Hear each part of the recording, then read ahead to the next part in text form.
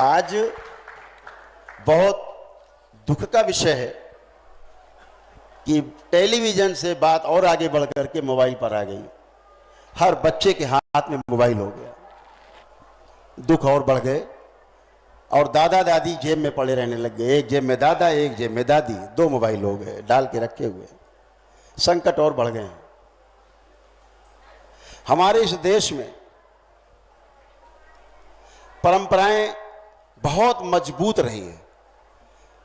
हम बहुत सौभाग्यशाली हैं कि उन परंपराओं में जीने का मौका मिला और आज भी अपने को ऐसा जी पाते हैं और उसका सुख पाते हैं। मैंने अनुभव से जाना, सार्वभौमिक सिद्धांत है, मैं सुखी रहना चाहता हूं और सारा संसार, प्रत्येक व्यक्ति सुखी ही रहना चाहता है।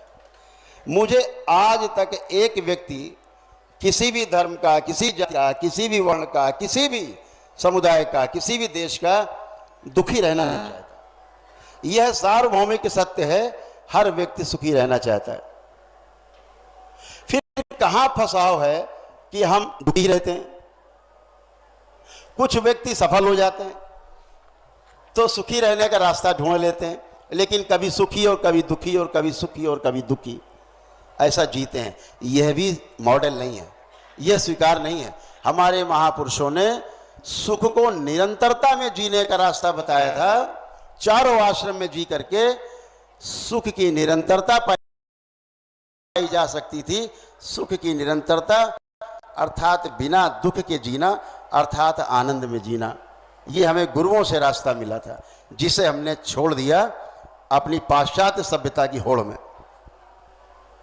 और इसको फैलाया उन तथाकथित समाज सुधारकों ने, उन तमाम प्रपंच करने वाले लोगों ने छद्म रूप रख करके, लच्छेदार बातों में आपको फंसा करके और धर्म से आप सबको विमुख किया है।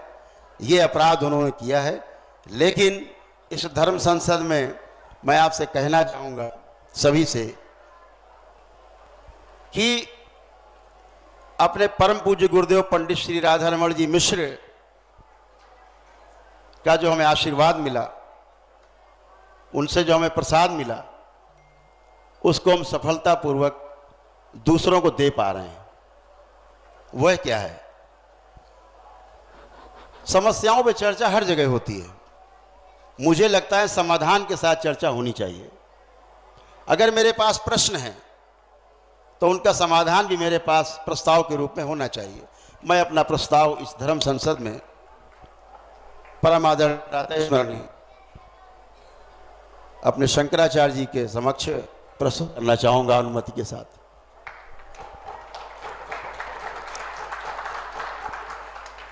जिस भोलेनाथ और मां की शक्ति से, अपने परम गुरु के आशीर्वाद से, मां के आशीर्वाद से, वैदिक रूप से जो दरबार में, वह दरबार कानपुर में भी है अपना और हरिद्वार में भी है आश्रम, और मठ भी एक स्थापित किया था हमारे गुरुदेव ने, जो रायवाला में मठ भी मिश्री मठ के नाम से है।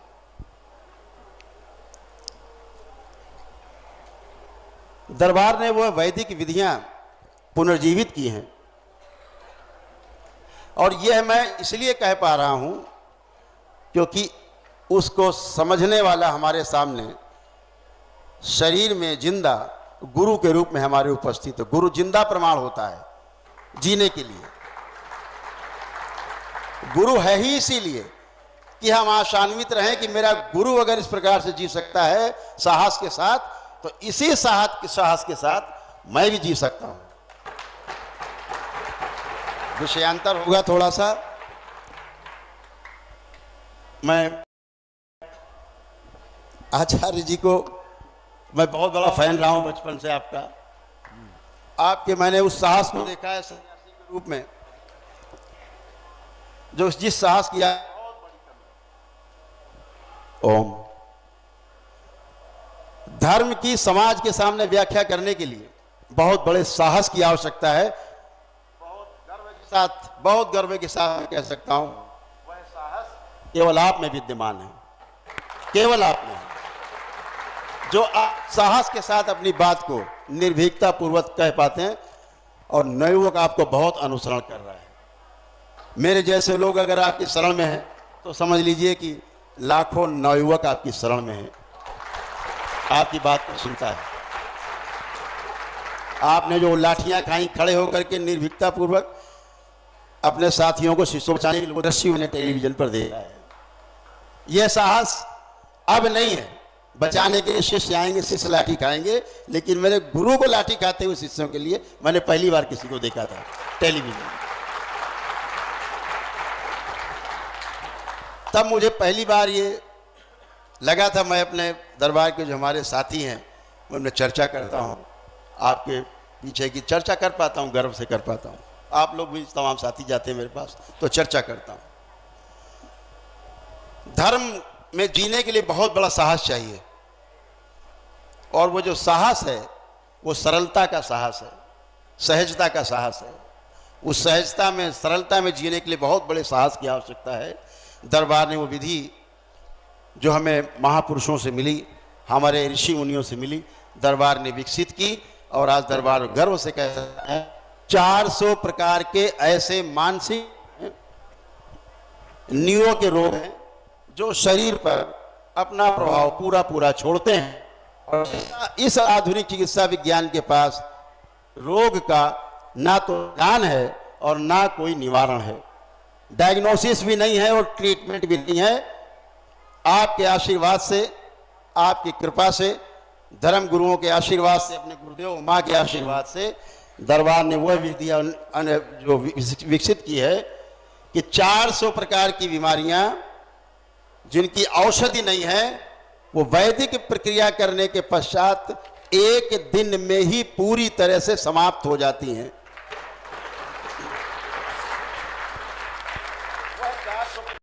की जो जो वह 400 प्रकार की बीमारियां हैं, मैं चाहूंगा मंच पर हमारे जो संसद के सचिव महोदय हमारे हैं, बीच में है पांडे जी, उनको दी जाएं, जो हमारे सर्वोच्च गुरु को ये समर्पित की जाए, जिस पे वो दृष्टिपात करेंगे। इस पे उनसे बाद में अलग से हम एक अपराध करेंगे, कभी समय लेकर के आपसे चर्चा करना चाहेंगे 5 मिनट के लिए। यह 400 प्रकार की बीमारियां हैं। जिस परिवार के आप संकट की बात कर रहे हैं, दरबार में आने के बाद बच्चे कभी भी भविष्य में मोबाइल को नहीं छू सकते। एक दिन की उस वैदिक प्रक्रिया के पश्चात बच्चे मोबाइल को छू नहीं सकते। आपके सामने मैं करके दिखाऊंगा, आपके समक्ष आप रखेंगे। तमाम लाखों शिष्य आपके भक्त हैं, उन भक्तों में चाहे लाखों की संख्या में हो, एक अनुष्ठान के द्वारा यह प्रक्रिया करेंगे, अपने ही प्रार्थना और संकल्प से उनका सब छूट जाएगा, सदा के लिए छूट। नशा कोई भी करता हो, किसी भी प्रकार का नशा हो, एक दिन के ही उस वैदिक कार्यक्रम में सामूहिक रूप से पूरे परिवार से नष्ट हो जाता है, पूरे डीएनए से। एक ही दिन में तलाक लेने वाले स्त्री पुरुष आप दरबार में बिठाइए, ऐसे 100 जोड़े बिठाइए जिनके तलाक चल रहे हों। आपके चरणों में निवेदन करते हुए बहुत गर्व हो रहा है मुझे कहने का, साहस कर पा रहा हूं, एक दिन के बाद वो जा करके अपनी तलाक की अर्जी वापस लेंगे। बच्चे जो माता पिता से विमुख होते हैं, चिड़चिड़ापन रहता है, घर से भागने का मन करता है, शादी विवाह करने का मन नहीं करता है, उस एक दिन के वैदिक अनुष्ठान के पश्चात आपके समक्ष खड़े होकर के बोले, यही बोलेंगे, परम गुरु महागुरु हम शादी के लिए तैयार हैं, विवाह करने। Depression, anxiety disorders, bipolar disorders, जितने भी गए, उसकी जॉब डिसऑर्डर जो बहुत ही खराब रोग, सिजोफ्रेनिया, नकली भूत प्रेत की बीमारी, आतंक मचा रखा है लोगों ने देश में, गली गली में मजारें, दरगाहें, वो तो हैं ही। हमारे कुछ नकली लोग गेरुआ कपड़े पहन के, सफेद वस्त्रधारी, कुछ सर मुड़ा के हमारी तरह, कुछ बड़े बड़े दाढ़ी बाल रखा करके, और गंदे तरीके से परिवारों को नष्ट करते हैं, भूत प्रेत के नाम पे लोगों को डराते हैं और उन परिवारों को गलत दिशा देते हैं। महाराज श्री एक दिन के बाद कोई भूत प्रेत आता नहीं दरबार में आने के बाद कभी जीवन में। कम से कम हमारे YouTube चैनल पे 15,000 से ज्यादा वीडियोस पड़े हुए हैं। मेरे पास कई हजार लोगों का डेटा है परिवार का जो स्वस्थ हैं। आफ्टर बिफोर दोनों रिपोर्ट्स, मेडिकल रिपोर्ट्स अपने पास हैं। ये दो बीमारियां हैं 400 जो एक दिन में जाती हैं, लेकिन जो एकदम असाध्य हैं, जैसे कैंसर है, हार्ट अटैक का है, ब्रेन स्ट्रोक का है, ब्रेन हेमरेज का है, लकवा का है, ऐसे तमाम बीमारियां हैं। जो ऑटिज्म है, सीपी चाइल्ड है, सेरेब्रल पाल्सी होती है, या डाउन सिंड्रोम्स हैं, इसके भी हजारों बच्चे दरबार से अपने माता पिता के संकल्प से स्वस्थ हो चुके हैं और बाकी स्वस्थ हो रहे हैं। सबका रिकॉर्ड हमारे पास है। अगर आप ऐसी संसद बुलाएंगे तो हम आपके सामने कम से कम 5,000 लोग बिठा देंगे परिवार, जो कहेंगे आपके सामने होकर के कि हम स्वस्थ हैं, शारीरिक, मानसिक और आध्यात्मिक रूप से हम स्वस्थ हैं। यह वैदिक विज्ञान पुनर्जीवित हुआ है और यह पुनर्जीवन कुछ नया नहीं है। हमारे महागुरुओं से, हमारे पूर्ण गुरुओं से, हमारे परम पूज्य गुरुओं से हमें प्राप्त हुआ, जिसको हम सफलतापूर्वक दूसरों में ट्रांसफर कर पाते हैं। तो चिंता करने की आवश्यकता नहीं। सनातन धर्म में, वैदिक व्यवस्था में सब कुछ उपलब्ध है। इस बड़े मंच से बड़े गर्व के साथ हम कहना चाहेंगे, जो भी परीक्षा लेने चाहे, मैंने तो मीडिया को भी बिल्कुल तब भी कहा था खुलेआम, आज भी मेरा चैलेंज इनके सामने स्पष्ट है। अभी जब बुलाया मुझे एबीपी न्यूज ने, तब भी मैंने कहा कि मेरा चैलेंज आप सबको पूरे मीडिया, आज भी है, कल भी था और हमेशा रहेगा, पूरे मैदान में बुलाइए 100, 200, 500, 1000, 2000 परिवार, और एक दिन में इन 400 बीमारी से छुटकारा नहीं पाए, अगर एक परिवार का एक बच्चा रह जाए, एक बच्चा हजारों में, उसी दिन दरबार बंद कर दूंगा, दरबार चलेगा ही नहीं। मुझे गलत साबित करो। आज तक आपकी कृपा से, आशीर्वाद से महाराज सिंह गलत नहीं साबित कर पाए, बातें कर पाए, गलत नहीं साबित कर पाए। बहुत कुछ है, बहुत कुछ कहना, समय की मर्यादा है, और कभी जरूर हम आपके बीच में परिवार की परंपरा के बारे में बहुत कुछ कहना चाहता हूँ। हमारे भगवान राम, हमारे भगवान श्री कृष्ण, बुद्ध रहे हो, महावीर रहे हो, परिवार परंपरा में ही जी करके आए, लेकिन वह उन परंपराओं का उन्होंने, जो हमारे महापुरुषों ने बनाई, उनका पालन करके वो भगवान कहलाए हैं। उन चारों आश्रमों को नकार करके कोई भगवान कहलाया नहीं, कभी भगवान कहला सकता नहीं।